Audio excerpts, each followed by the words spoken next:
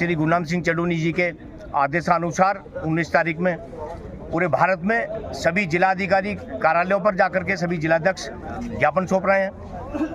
ज्ञापन का विषय असल में किसानों के सामने बहुत सारी समस्याएं हैं। किसानों के उत्तर प्रदेश में 3-4 साल से लेकर के एक भी रुपया गन्ने पर नहीं बढ़ाया गया है। इस ज्ञापन में हमने इसकी विशेष मांग रखी है। गन्ने का 450 रुपये भाव होना चाहिए।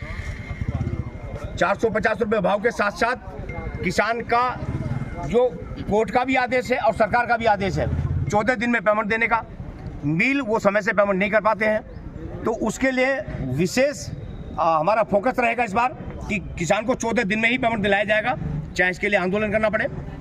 और बहुत सारे किसानों के खेतों पर, मकानों पर बिजली की लाइनें खींची हैं, जिनमें हाई टेंशन लाइनें बहुत ज़्यादा हैं। उनसे किसानों को बहुत क्षति हो रही है, किसानों की फसलें खराब हो रही हैं, जान माल का खतरा बना हुआ है। उन लाइनों को बिजली विभाग से कई बार उतरवाने की बात की गई है, लेकिन बिजली विभाग इस विषय पर चेत नहीं रहा है। वो भी डीएम साहब को अवगत कराया गया है। और कुछ यहाँ हमारे यहाँ औद्योगिक नगरी है, यहाँ गजरोला में, वहाँ बड़ी बड़ी फैक्ट्रियाँ लगी हैं। बहुत सारे लोग, हजारों की तादाद में लोग वहाँ काम करते हैं, लेकिन काम करने वाले लोग उन फैक्ट्रियों में सब बाहर के हैं। यहाँ लोकल के हमारे किसानों के बच्चे या लोकल के कोई भी व्यापारी के बच्चे नहीं लगाए जाते हैं।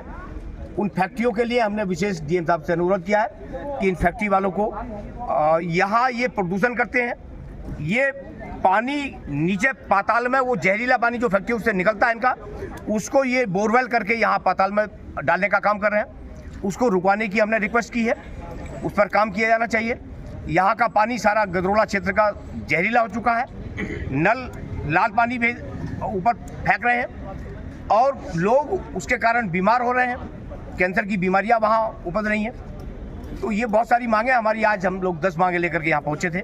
और देखिए, किसान अन्नदाता है। हमारी रिक्वेस्ट है सरकार से और अधिकारियों से, किसान का सम्मान होना चाहिए, इस अन्नदाता का सम्मान होना चाहिए, इसका अपमान नहीं होना चाहिए। क्योंकि यदि किसान अन्न पैदा करके नहीं देगा, आप कितने भी पैसे कमा लीजिए, आपकी भूख अगर भगेगी तो सिर्फ 2 रोटी से। वो जो अनाज किसान पैदा करता है, उसी अनाज से आपकी भूख भगती है, उसी अनाज को खा करके हम बड़े होते हैं। आज इस किसान का, इस अन्नदाता का यहाँ शोषण हो रहा है, ये ठीक बात नहीं है। इन सरकारों को सोचना चाहिए। इन किसानों के ऊपर जो कर्जे बैंकों के थुप गए हैं, वो कर्जे इन किसानों से दिए नहीं जा रहे। वो कर्जे किसानों के माफ़ होने चाहिए। कभी सूखे की वजह से किसानों की फसल खराब हो जाती है, तो कभी बाढ़ आने से किसानों की फसल खराब हो जाती है। किसान बेचारा अपने बच्चों की शादी भी नहीं कर पाता, शादी भी करेगा तो वो कर्ज लेकर के करेगा और बाद में वो कर्ज किसान से दिया नहीं जाता, उसको ज़मीनें बेचनी पड़ती।